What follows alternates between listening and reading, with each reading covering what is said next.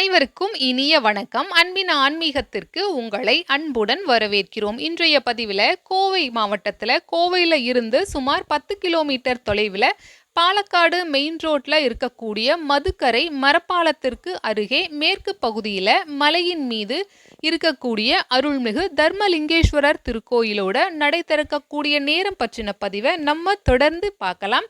அதற்கு முன்பாக அன்பின் ஆன்மீகத்திற்கு சப்ஸ்கிரைப் செய்து ஆதரவு அளிக்குமாறு அன்புடன் கேட்டுக்கொள்கிறோம்.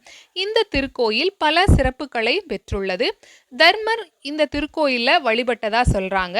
வெற்றி மற்றும் நீதி வேண்டுபவர்கள், வழக்குகள்ல வெற்றி வேண்டுபவர்கள் இந்த திருக்கோயில்ல வழிபாடு செய்யறாங்க.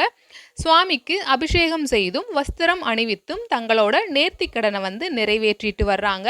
மதுக்கரை அருள்மிகு தர்மலிங்கேஸ்வரர் திருக்கோயில் தினமும் காலை 7 மணிக்கு நடை திறக்கப்படுகிறது.